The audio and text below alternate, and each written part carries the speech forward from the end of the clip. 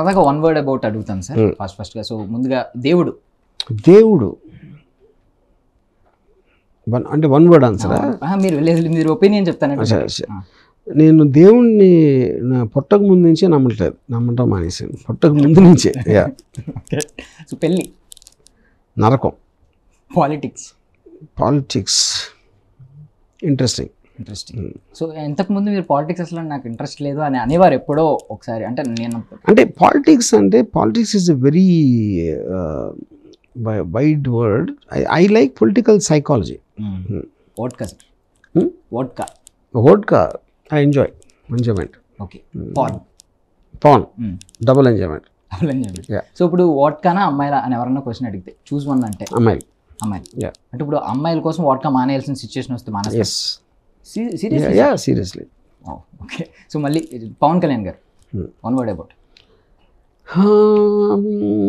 I think inconsistently consistent. Or consistently inconsistent. అంటే consistent ఎందుకు add చేస్తున్నారు? ఇన్కన్సిస్టెంట్ అంతే కదా, అంటే కన్సిస్టెంట్గా ఇన్కన్సిస్టెంట్గా ఉంటాడు. అదే చంద్రబాబు నాయుడు గారు స్నేక్ ఆల్రెడీ మెన్షన్ కూడా చేశారు డైలాగ్, పాము. ఓకే. నారా లోకేష్ గారు నథింగ్. ఓకే. జగన్మోహన్ రెడ్డి గారు కాంకరర్. అంటే ఇప్పుడు మీకు జగన్మోహన్ రెడ్డి గారి మీద ఉన్న అభిమానం అంటే వైఎస్ఆర్ గారి కంటే ఎక్కువేనా? వైఎస్ఆర్ గారు అసలు యాక్చువల్లీ నేను రీసెర్చ్ చేయలేదు. ఆ టైంలో అసలు పాలిటిక్స్ ఫాలో అయ్యి కాదు, నాకు తెలియదు కూడా తెలియదు. I only followed Jaganmohan Reddy. Sridevi గారు goddess. Dawood Ibrahim is my bread giver. ఎందుకంటే గ్యాంగ్స్టర్స్ సినిమాల్లో నేను చాలా పేరు డబ్బు సంపాదించాను. దావుద్ ఇబ్రాహిం లాంటి వాడు లేకపోతే చేయగలిగేవాడు కాదు. ఓకే. అంటే ఇప్పుడు జనరల్గా మీరు ఎవరికి భయపడరు అనేది మాకు తెలిసింది సిద్ధాంతం. సో మీరు లైఫ్లో భయపడిన వ్యక్తి ఎవరైనా ఉన్నారు? నోబడీ. ఎవరినైనా రక్తాలు వచ్చేలా కొట్టారా సార్? మిమ్మల్ని అంటే తప్పకుండా మిమ్మల్ని ఎవరైనా కొట్టారు? అసలు కాదు సార్, జనరల్గా ఒక డైలాగ్ ఉంది సార్, వీడేంటి ఎంత వైలెంట్గా ఉన్నారు పువ్వుల్ని అమ్మాయిల్ని చూపించమని. మీరు రోజు అమ్మాయిలు చూస్తూనే ఉంటారు, ఇంకా వైలెంట్గానే ఎలా ఉంటారు నాకు అర్థం కాదు. వైలెంట్ ఎక్కడ? థాట్స్ మామూలు thoughts. That is my study of power. The study of power and sex, I think, are the two prime motivators that nature has given us. One is for a certain strength to get what you want, and sex is for pleasure. ఈ రెండింటిని నేను గౌరవిస్తాను ఈక్వల్గా. So నా interest aspect కూడా ఈ రెండింటిలో ఉంటుంది. Sandeep Reddy Vanga opinion. Is a genius. So Prashanth Neel. Personally Prashanth నాకు సందీప్ ఎక్కువ ఇష్టం. I feel what he's done is far more effective compare to అది. సో మీ కైండ్ ఆఫ్ థాట్స్ ఎవరికైనా ఐడియాలజీ ఉన్న పర్సన్ ఈ భూమి మీద ఎవరైనా ఉన్నట్టు మీకు అనిపించింది? Not really.